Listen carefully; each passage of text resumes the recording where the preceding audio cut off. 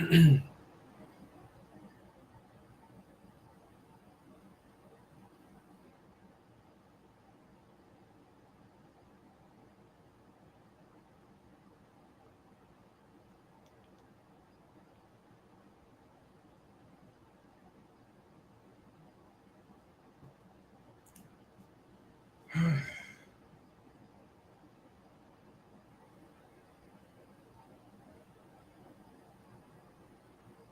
right, Shalom. First and foremost, I want to give all praises, honor, and glory to Yahweh, Bahasham, Yahushai, Bahasham, Racha, Kodash. Double honors to the elders and the apostles of Great Millstone, and peace and blessings to the elect. And as you can see in the title, we're going to watch you ninjas suffer. Damn demons. Okay, and I was watching this video that you see before you that was put up by the older brother in London, Racha Yaquam, GMS Fear the Most High 7 Ba. And I linked the video in the description box so you can access it there. But I was watching. I didn't get too far into it before the spirit jumped on me, to do a response to it, and Lord willing to be edifying. Okay, and pretty much just as the elder brother was saying, in this lesson here, okay, these wicked Israelites, these ninjas, they gotta go. Okay, they gotta go because that mentality that they carry and that they walk around with is a very dangerous and very, very wicked mentality. Okay, the scriptures talk about, their actual laws in the scriptures that the Lord put in place in order for us to be able to be governed, to live peaceably one amongst another. Like you mentioned in the video, you had these individuals basically discussing how the thing, that was the thing to do, all right, in that time was, sticking up people. If you walk around a certain area and they're there, you better go the other route, the long route, or else that's it. You fair game, and you got a lot of people that have that mentality, a lot of wicked ass Israelites that are so-called raised on the streets because they don't have that discipline. Okay, they don't have it in their minds. They don't have they're not kingdom minded in the slightest. They're not even nation minded. To them, it's just about their small clique. Everybody else is just looked at as an enemy. But you know what? This is why when the judgment comes, see, when we read about the judgments that are written in the scriptures to happen, right? The famines, the pestilence, the chaos, the diseases, the pain, the suffering. Guess what? When the prophets of old saw the missiles hitting, when the prophets of old saw the famines and they saw people eating one another, and they saw people screaming out of pain and anguish, those spirits that they saw are here today, and they're going to be doing those same things.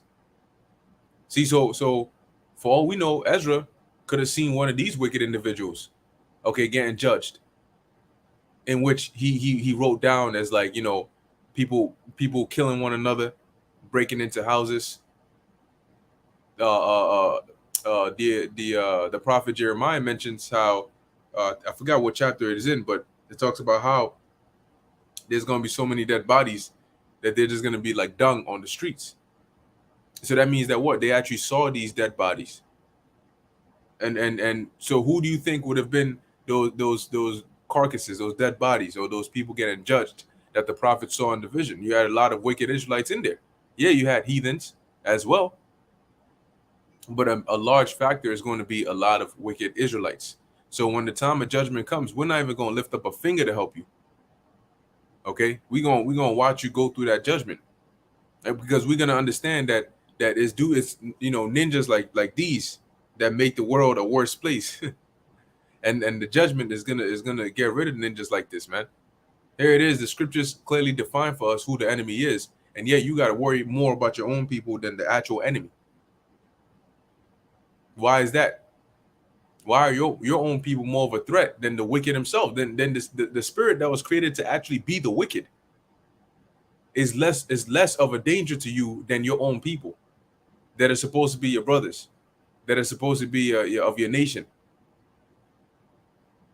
So everything is completely messed up, and this is why the Heavenly Father is going to bring that ass whooping. And when he starts bringing that hell upon the earth, and a lot of people get caught up in there, we're gonna know the Lord is gonna put the Spirit on us, Lord willing, we're of the elect, and we're gonna know to be able to discern who, who is getting judgment, the judgment they deserve, all right, and who it is that the Spirit is on us to help. But for a lot of wicked ninjas, man, because they're gonna try to look all innocent as though they don't deserve this, right? As though they don't deserve it.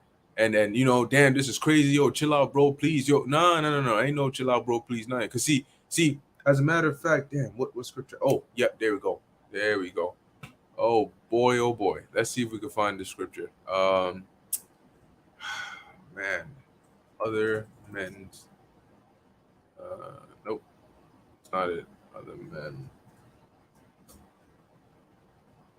Damn. I believe it was finger. I think it's in the book of Joshua. Joshua. Uh, toes. The toes. Now I know there's one in the book of Joshua. I remember the exact chapter, but there was one king that when we captured him, all right, during the campaign in the book of Joshua, I think we cut off his toes or something, and he basically said, seeing as he once tormented others with that form of torture, here it is. He's now suffering that. And likewise, I think there's also one in the book of Maccabees talking about Antiochus. All right. Let me see. Let me see. Maybe I can find that one. I think it's Second Maccabees, the 9th chapter. Let's see.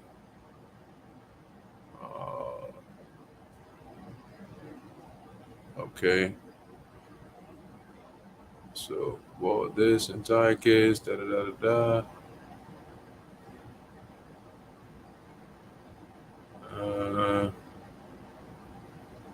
Nope, this is not. It's just somewhere in here. Maybe I'm reading too fast. That's why I'm missing it. But it talks about how Antiochus tormented other men's bowels. Let me see. Maybe I could find it. Tormented bowels. And let's see if we can find that. Come on. There we go. Second Maccabees 9 and 6. And Lord willing, I could find the other one that I'm looking for in the book of Joshua as well. But the point that I'm making here is you got a lot of wicked individuals that are going to be catching hell in the time of Jacob's trouble because they put hell on others, because they were wicked. They didn't want to repent. They were just straight demons. They were born to be demons. They've lived as demons, and they're going to suffer the judgment of demons by the hand of demons. Okay. Now, this is the book of Second Maccabees chapter 9, verse 5. It says, "But the Lord Almighty, the God of Israel, smote him." This is dealing with Antiochus Epiphanes, which I believe his real name was Mithridates. But as it says, smote him with an incurable and invisible plague. As soon as he had spoken these words, a pain of the bowels that was remediless, so there was no cure for this, came upon him, and sore torments of the inner parts. And that's one of the worst kinds of pain, because there's nothing you can do about it. Right? And it says what? And that most justly. So this judgment came upon him, and most justly, meaning it was justified. For what? For he had tormented other men's bowels with many and strange torments. See? So the Lord judged his ass and tailored it to what he did to others. Now he had to suffer that judgment. So you got these wicked ninjas walking around thinking it's all sweet. They think they're tough for committing wickedness. You think doing wickedness makes you a tough guy? It makes you hard? You don't know what that is. When judgment comes upon you, you're going to find out what that's like. Because see, judgment is going to bitch a lot of these dudes out. Straight up and down. Okay, straight up and down. See if I can find this other one that I'm looking for. Nah, that's not IE. Lower than that.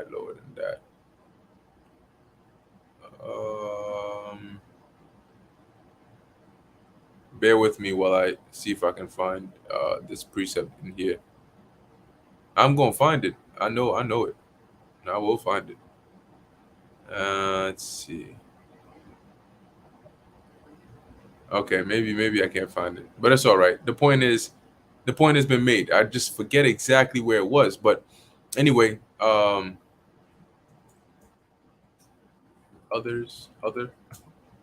Let me do one more try. One more try. Pieces. Yeah, no, it's all right. That's all good. Anyway, the point has been made, right? So what the Lord is going to do as He brings this judgment, and you got a lot of these wicked individuals, and they get caught up in that. We're not going to lift up a finger to help. Don't even try to ask us for help. We might just pray for the Lord to tighten up that judgment even more. Now, I remember there was a brother, I believe he's in the Dallas camp, and Judges 1:4-7. Let me check that out. Let me see if it's that one. Judges 1:4-7. Yes. The water, bro. That's the one. That's the one. Water. Um, so right. So before I get back to this, the his dream, he had a dream. He said he had a dream. This was about a couple of years ago. And in his dream he said that he all hell had broken loose, and he saw um obviously people were in need, but he saw a woman. He saw a woman that came up to him, and she basically, was begging for help and so on and so forth. And long story short, he was able to discern. I forget exactly how he said it, but he was able to discern that she was one of those wicked demons, you know, once upon a time before all hell broke loose. One of them ratchet Babylonian demons, and he was able to see through her, even though in the time of Jacob's trouble, she had looked different. She was humbled because of the chaos, if I remember correctly, that is. But he was able to see right through her to find out, no, you're not somebody that actually is genuinely humble. You just got hell put on you because of all the wickedness you were doing. So no, I ain't gonna help your ass. You know. So that's what's gonna happen. So we're gonna be able to discern in that time who the spirit is on us, to be able to help, and who the Lord is like, nah, this nigga you gonna get judged hardcore. To the point where if we have surplus food, we'd rather throw it into the ocean than to feed your ass with that shit. And no, that's not wicked, that's judgment. Because see, we would love your brother. Do you love your brother? And on top of that is the hypocrisy. Is the damn hypocrisy. Here it is. You got demons that they're filled with hatred that only show hateful acts towards their quote unquote brother, but they be the first ones to talk about, we gotta love your brother. Gotta love your brother, Ak. But yet you being a straight demon terrorizing other men. But when it comes to you, see, that's the thing. You see, man, a lot of Israelites, man, I don't understand. That's why the scriptures say, are not your ways unequal. You love to commit iniquities against others. And yet when you get wronged or the same thing gets done to you, it's like the whole world is on fire. It's just almost as though this guy who did it is the worst person in all of existence. I mean, he just got to go. Right? Oh, okay. So you kill other people's family members. You do that whole gangbanging stuff. You shoot other people. You kill people's brothers and husbands and children, and then your family member gets killed, and all of a sudden the person who did it is a demon from hell, from the darkest depths. But nigga, you just did the same thing to 10 other people. But when you were doing it, you were hard. You the OG. Nobody messed with you. You the top dog for that. But when it gets done to you, that's a problem. You like to go around and commit adultery with other men's wives, and when you find out your woman is cheating on you, oh, she a demon, she a this, she is that. I'm gonna find that nigga and kill him, and I'm gonna. So by that logic, shouldn't the dudes that you committed adultery with their wives find you and kill you? See the hypocrisy? You want to do wickedness, but you want the law to be in effect when wickedness gets done to you. And that's why the Most High is going to get rid of these demons, man, straight up and down. So let's read this. This is the book of Judges 1:4. It says, and Judah went up, and the Lord Yahweh delivered the Canaanites and the Perizzites into their hand, and they slew of them in Bezek 10,000 men. And they found Adonai-Bezek in Bezek, and they fought against them, and they slew the Canaanites and the Perizzites. But Adonai-Bezek fled, and they pursued after him, and caught him, and cut off his thumbs and his great toes. Like I forgot what movie it was, but there's a scene from one of those slave movies when I don't remember if they either caught the slave reading or reading the Bible or something, but the punishment was that they cut off his toe. They put his toe on a, you know, a flat surface. They got like one of them you know, chisel looking things, and then boom, you know, hit it with like a mallet, cut off the toe right then and there. Okay, so I mean, the Lord got he ain't called the king of terrorists for no reason. You will find out why Yahweh Ba'Shem Yahweh Shai is called the king of terrorists. So anyway, as it says, and they cut off his thumbs and his great toes. Sheesh, both thumbs and great toes. I'm big, oh man. And Adonibezek said, 70 kings. Okay, that's what, 70. 70 is 60. A score is 20. 3 times 20 is 60, and is another way of saying addition. So you got 60 plus 10, which is 70.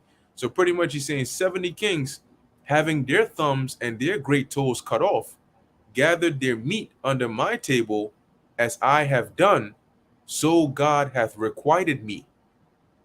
And they brought him to Jerusalem, and there he died. Now let's look into the word requited. We should all know what it means, but that's okay. We're going to reinforce that knowledge. It says here, it says shalom. Interesting. So it says one in covenant of peace, to make peace with. It says to make whole, to restore, to make compensation.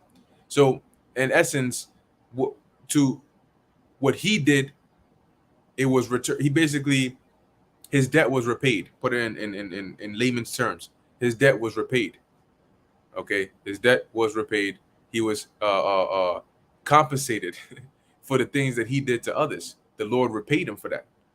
Okay, so all these wicked acts that these demons are going around and doing, guess what? Yahweh Ba'Shem Yahweh Shai is going to recompense you speedily. And the reason they're doing it, thinking that it's all sweet, is because of, as it says in Ecclesiastes 8 and 11, because sentence against an evil work is not executed speedily.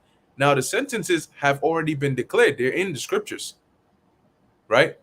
The man that does X, Y, and Z, he shall surely be put to death. That is the sentence for X, Y, and Z. But it's not executed speedily. So number one, we're not in a position where we can execute these laws. And number two, the Most High will still get your ass for wickedness, but sometimes he doesn't do that to you right then and there. So it's not right now. There's no situation where the very second somebody commits wickedness, bam, he's done. If that was the case, people would fear. But because that's not the case, because it seems as though the law is slack, therefore, the heart, the mind of the sons of men is fully set in them to do evil. So they go above and beyond. Forget Buzz Lightyear. They go above and beyond to wickedness and beyond. And then they brag about it. And they boast about it. So when the judgment comes, the Lord is going to brag. That's why he says, when your fear cometh, right, and your calamity, then the Lord is going to laugh at you. You're going to be crying and screaming for help, but he's going to laugh at you. It truly is going to be comical. Because as others begged for you to leave him alone, you ain't do that. What you mean leave you alone? You should have known better than to come around this side of the, this side, this our block. Maybe in Jacob's trouble, you find yourself on the Edomite's territory and he got a shotgun to your head, and now you begging him to leave you alone. He's going to, what you mean? What you mean, nigger?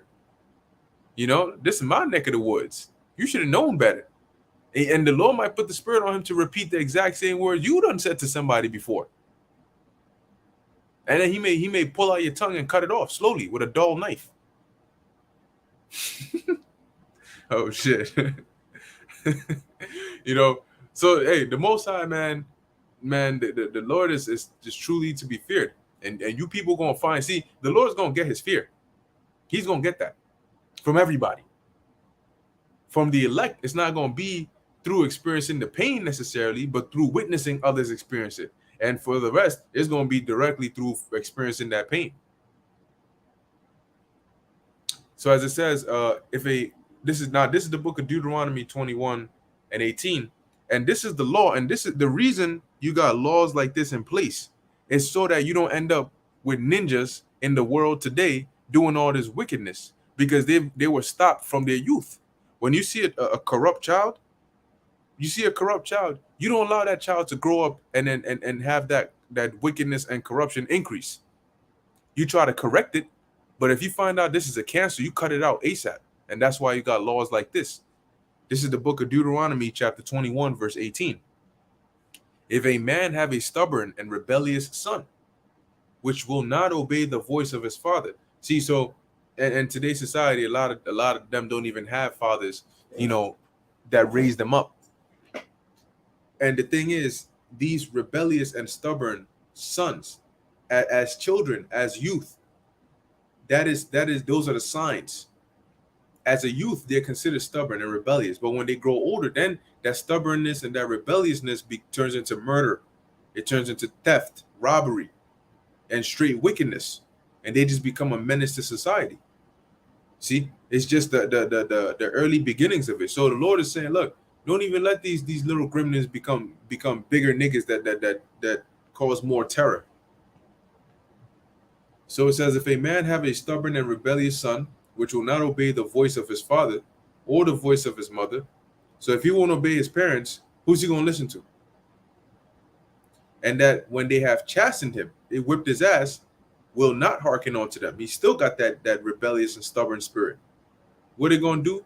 Then shall his father and his mother lay hold on him and bring him out unto the elders of his city and unto the gate of his place. Now, you got to be practical. This doesn't mean that your child does something, you tell him stop, he doesn't stop, you whip his ass, and then, okay, everything is good. Then 2 months later, he does something bad again, and you say, oh, see, you didn't learn from the last ass whooping. I'm going to take your ass to the elders. Now it's over for you. No. Okay, this had to be one of those cases where the parents pretty much ran out of options. They're like, look, we've tried everything. We've whipped his ass. We've punished him. We've all of these things, and yet it just doesn't work. He's just getting worse and worse. That is more the kind of situation where then they're going to take his ass. See, as it says, they're going to lay hold on him and take him to the elders while he's in that age where they can do so. Because once he passes that and he's out there and he's just a straight menace, then he turns it, then you got real murderers on the loose. Because eventually that dark path is going to lead him to a darker path, a darker end. He's going to go from talking back to maybe stealing dollars, $1 here, $2 here. He lies, he does something. You caught him doing it. You say, why'd you do it? He lies about it as a kid. And eventually when he grows, that's going to turn into him buying a gun, sticking up people on the street. Okay, actually committing murder so he can get away with the shit that he does. Because it started with just stealing $1 here, lying about it here. You tell him something here, he doesn't listen. And then eventually that grew unchecked. And because it was unchecked, now this is the path that it led him down. So what did the Lord say? Then you're going to bring him to the elders, and they shall say unto the elders of his city, this our son is stubborn and rebellious. He will not obey our voice. He is a glutton and a drunkard. And all the men of his city shall stone him with stones. They're going to grab his ass up, tie him to a pole or still whatever it is, and they're going to stone his ass. Because when they stone you, you don't just, what I'm saying? Like, typically they're just going to tie your ass, If you don't tie the dude just book it, or however they did it. But the point is, they stoned him. And being stoned to death was a brutal death. But this was the choice because it will put fear in others. See, and that's why it says they're going to stone him that he die. So it's all fair game. It says, so shall thou put evil away from among you, and all Israel shall hear and fear. But these laws are not in place today. So you got a lot of dudes that get away with shit from their youth on up, and they go about thinking it's all sweet. But guess what? The Lord got a major punishment coming your way. All right? He got a major punishment coming your way. Yeah, Khan, they will have a firing squad. Yep. And the thing about stones is, it could kill you in maybe 1 or 2 or 3 hits, but then again, it could not. Somebody could throw a stone, break your shins, and you're still alive. You know, a stone that hits your eyeball takes one eye out, and you still alive, feeling that pain. No anesthetics, ain't no none of that. You know, cracks your forehead, cracks the back of your head, and this all hit you, boom, boom, boom, at different, hit you in the left testicle, boom. Now what? You know, hit you in the rib, in the nose. You know, imagine right in the center of the nose, pop, that shit is broken. Yeah, you feeling all that pain, and you wishing that they would just throw a big boulder on and crush your ass and give you that quick death, but no, them stones are gonna hit you and hit you and hit you, and you may be on the verge of now here in the spirit world, but you're not there yet. You still feeling the pain. You know, broken arms, broken shins, broken nose. The stones can hit you anywhere, really. You may hit your throat, crush your windpipe or some shit. They're not lobbing those stones. They like hurling. They're doing some. And you know, Jake, man, when you read about what Benjamin, how they were expert slingers. You know, when they went to war with the rest of the tribes, one tribe against the rest of the tribes, and they gave him hell. Till the Lord said, "I right, go up this time. I got you." But I believe they whipped their ass twice. So them Benjamites, they don't play. So here it is. You better hope they ain't Benjamites in your city. If you that rebellious kid, because you're gonna feel that shit. You're gonna feel that shit. You know. But anyway, the point is they're gonna put away evil. You know, so they're gonna hit you with them precision strikes. You're gonna feel all that pain. Anyway, moving on. This is the book of Deuteronomy, chapter 19, verse 10. Here's another law. It says that innocent blood be not shed in thy land, which a lot of innocent blood gets shed. You know, like not that people walk around innocently, but the murder is innocent, meaning that the person didn't commit an act worthy of death, and you got people that conspire against them and put them to death anyway. So it says, which the Lord Yahweh thy God giveth thee for an inheritance, and so blood be upon thee. Where we at? Yeah, it says, but if any man hate his neighbor and lie in wait for him, and rise up against him, and smite him mortally, that he die, and fleeth into one of these cities. So you got refuge cities that the Lord set up. But the point here is you got certain Israelites that have these evil eyes through greed, through what's that word I'm looking for? Covetousness, through straight niggerism, and they actually lie in wait. And sometimes they end up killing people. That's why they got guns on them. And then they turn around, sing and rap about it. Nigga, what? You're rapping about committing iniquities. That's what Jake does. I mean, Jake is so far gone, they commit iniquity, then they turn around and turn it into a psalm. The Psalms of a nigga. Then he talks about how he did this, that, and the third, but he can't say too much about it because the cops might be listening. But they already know what happened. He could stop there. So nobody really messes with. What? Why is that something you rep? So when you wake up in Jacob's trouble, you tied up in somebody's basement, and there's a death angel on spirit on that dude, and he starts rapping about the shit he about to do to you. You know, as he sharpens knives. You know, he tests it out on you. Maybe he does a little, some knives that's so sharp. He does a little quick slice, rips off the first layer of skin, maybe on your fingers or your shins, your kneecaps, whatever the case may be. And then he continues on with his rap, freestyling about what he finna do to you. You know, I like judging niggas. I break shins too. Oh, bad.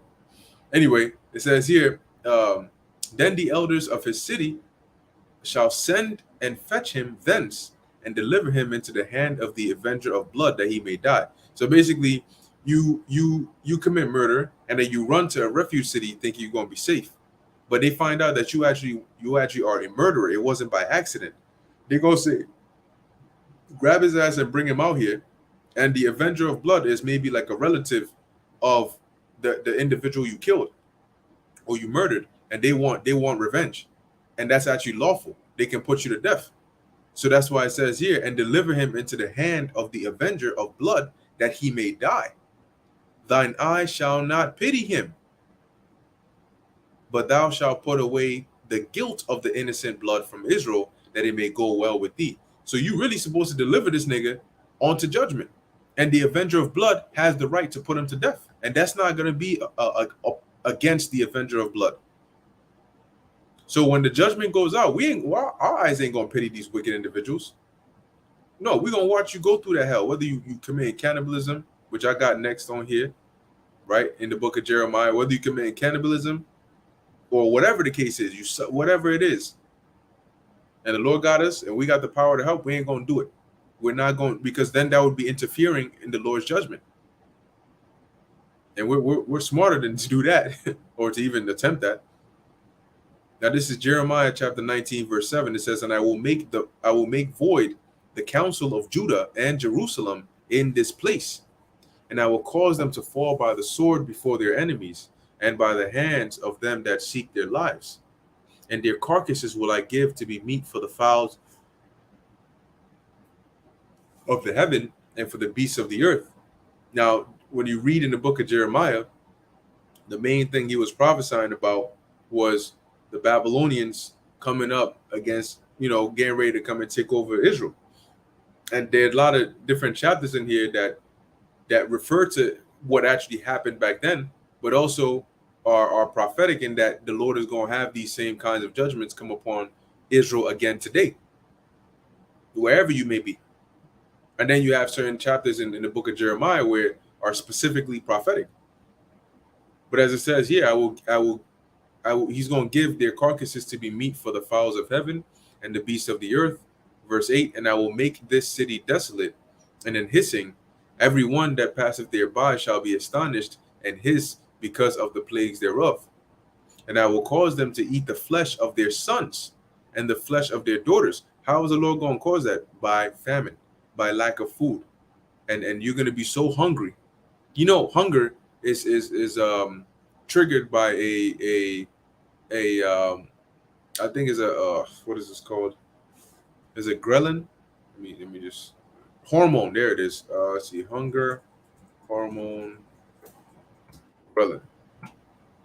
All right. So it says here, what is Ghrelin? Ghrelin is a hormone that is produced and released mainly by the stomach, with small amounts also released by the small intestine, pancreas, and brain.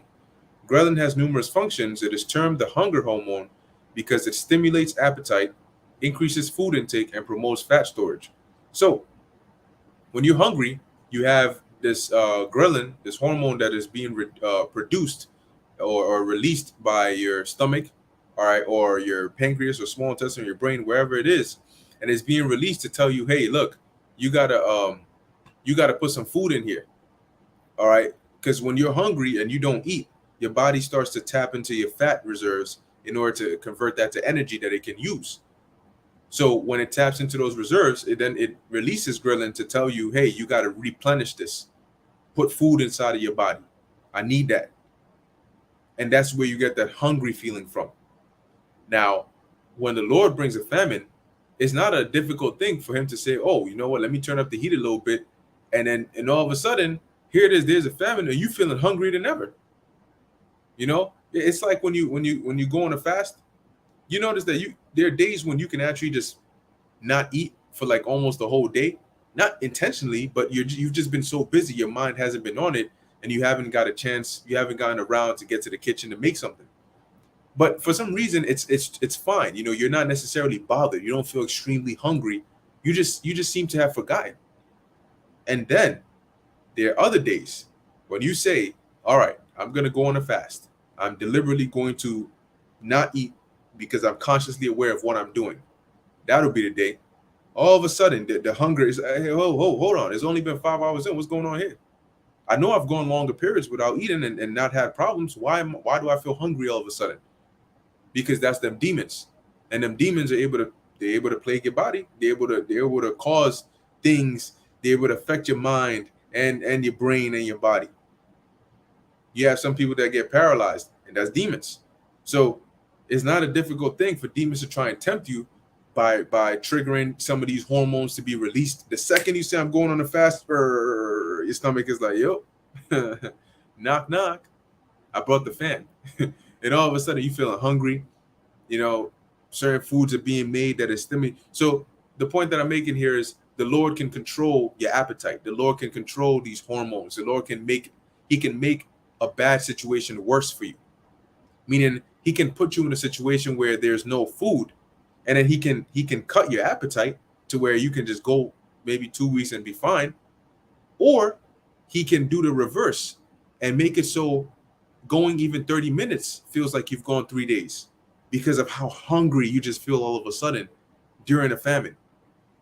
And that's going to cause a lot of people to do what? To commit cannibalism because they can't control it. They can't take it anymore. The hunger overpowers their sense of reason. And guess what? I will cause them to eat the flesh of their sons, verse 9, and the flesh of their daughters, and they shall eat every one the flesh of his friend in the siege and straightness wherewith their enemies and they that seek their lives shall straighten them. And that's what the Lord is finna do this time, primarily using the hand of Esau. And a lot of the targets are going to be you wicked ninjas. And Lord willing, we be of the elect. We will not help you. Okay? We will not help you because you're a bunch of wicked ninjas. Straight up and down. We don't help ninjas. Matter of fact, we pray that the Lord brings judgment upon you wicked ass ninjas. You got to go. You got to go. There's no way around it. You just got to go. Anyway, I'm going to end it here. Lord willing, that was edifying to the elect. Matter of fact, let me finish it off with this. This is Naquam 5, Amos 5 and 24. But let run down, I believe it should say judgment. But let judgment run down as waters and righteousness as mighty stream. And the way that's going to happen is by the Lord. First off, he's going to bring that judgment, and then that's going to clean up the earth. Not only is Esau going to be put down, but these wicked Israelites are going to be wiped off the face of the earth because they're also stains. Anyway, with that, I want to give all praises, honor, and glory to Yahweh, Bahasham, Yahweh Shai, Bahasham, Rakha, Kodash. Until next time, Shalom.